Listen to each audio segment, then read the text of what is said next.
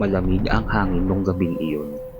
Halos walang katao-tao sa makitid na kalsadang papunta sa lumang hotel.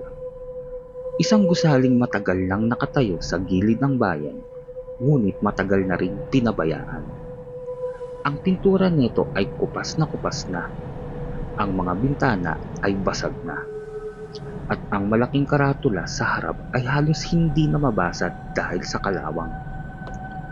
Doon papunta si Marco, isang freelance photographer na kilala sa pagkuha ng mga larawan ng mga abandonadong lugar. Sigurado ka bang dito tayo pupunta?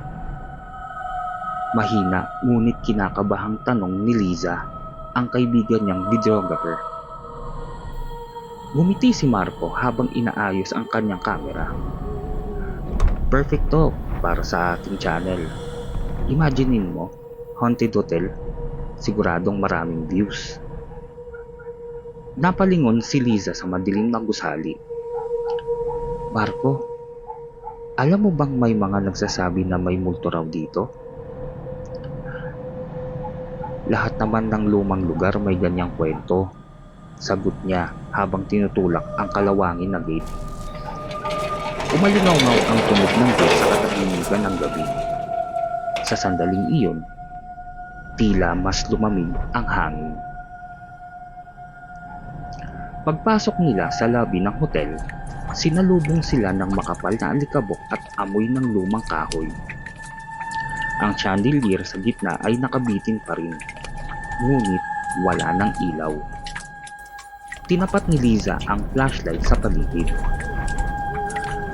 Grabe, parang hindi na ito ginalaw ng ilang dekada.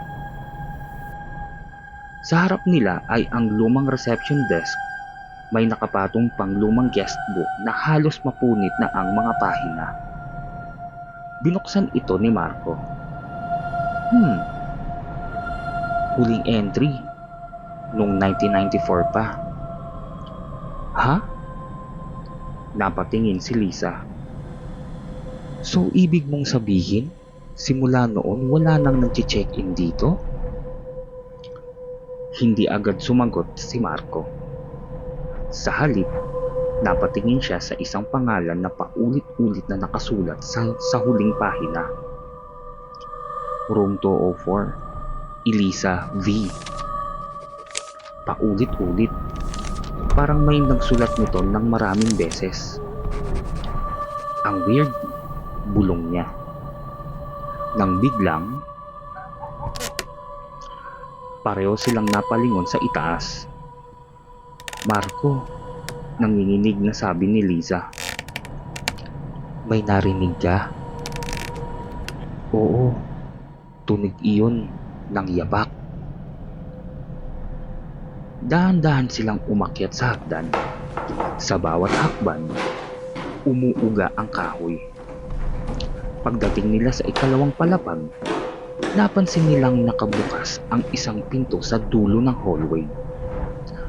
Room 204. Napakunot ang noo ni Marco. Lisa, hindi ba iyon ang guest book? Tumango siya. Biglang humangin sa loob ng hallway. Kahit sarado ang mga bintana. At sa hangin na yun, may kasamang mahinang bulong. Parang isang babaeng umiiyak. Marco, narinig mo yon? Hindi siya sumagot. Nakatitig lamang siya sa pintuan ng room 204. Unti-unti niya itong tinulak. Madilim ang loob. Tinapat ni Lisa ang flashlight. Lumang kama, kupas na kurtina, at isang malaking salamin sa pader.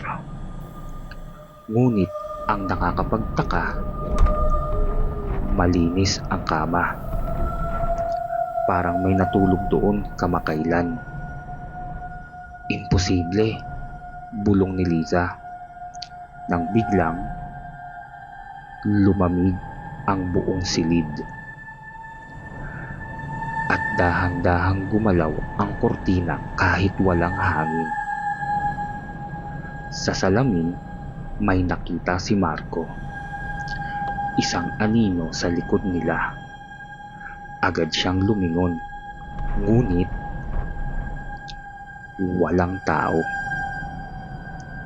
"May nakita ka?" tanong ni Liza. "Akala ko may tao." Habang kinukunan ni Marco ng litrato ang kwarto, may napansin si Liza sa ilalim ng kama. Isang lumang pahayagan. Binasa niya ito at unti-unting nanlaki ang kanyang mga mata. "Marco, ano?" Inabot niya ang pahayagan at nakasulat sa headline, "Dalawang vlogger na nawawala sa lumang hotel, hindi na natagpuan." Napakunot ang noo ni Marco. "Ha? Kailan to?" Tinuro ni Liza ang petsa. January 21, 2021. Nanlaki ang mata ni Marco. Imposible. Nang biglang malakas na sumara ang pinto ng kwarto. Pareho silang napasigaw. "Marco, may tao sa labas." Sinubukan niyang buksan ang pinto pero ayaw. Parang may humahawak mula sa labas. Unti-unting nag-crack ang salamin sa pader. At sa loob ng salamin, may lumitaw na mukha. Isang babae, maputla at mahaba ang buhok. At nakatitig direkta sa kanila. Napaurong si Liza. "Marco, hindi tayo nag-iisa." Biglang nagsalita ang babae sa salamin. Mahina at paos. "Bakit kayo nandito?" Unti-unting lumabas ang kanyang kamay mula sa salamin. Parang tubig na nilulusot at tumuro ito sa kanila. "Hindi kayo makakaalis." Biglang nagpatay-sindi ang flashlight. Sa bawat sandali ng kadaliman, mas lumalapit ang multo. Hanggang sa tuluyang namatay ang ilaw. Sumigaw si Liza, "Marco!"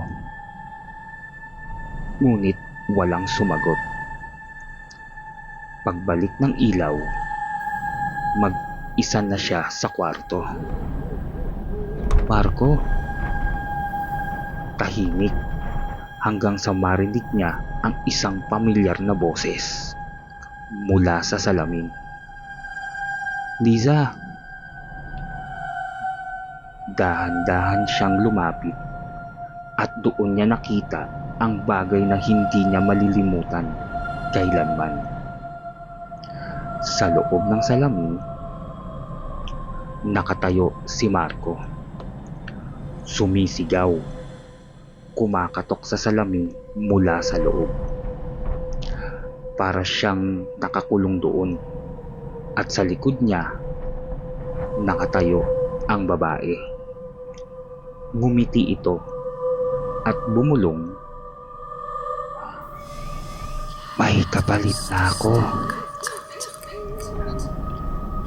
Kinabukasan, may dalawang pulis na dumating sa lumang hotel matapos may magsumbong na may nakita ilaw sa loob. Ngunit pagpasok nila, wala silang nakitang tao maliban sa isang bagay, isang kamera na nakahiga sa sahig.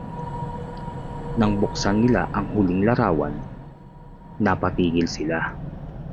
Dahil sa litrato, makikita ang room 204. At sa salamin, may 3 taong nakatayo Isang babae, isang lalaking sumisigaw, at isang babaeng nanginginig sa takot.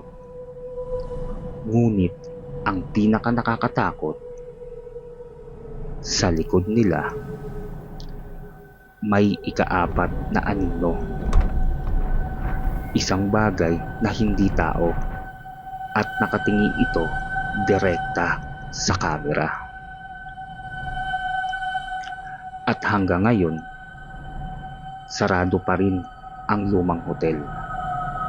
Ngunit may mga nagsasabing kapag dumaan ka roon sa hating gabi, makikita mo raw sa bintana ng room 204 ang isang lalaking kumakatok sa salamin, at sa likod niya may isang babaeng naghihintay ng susunod na bisita.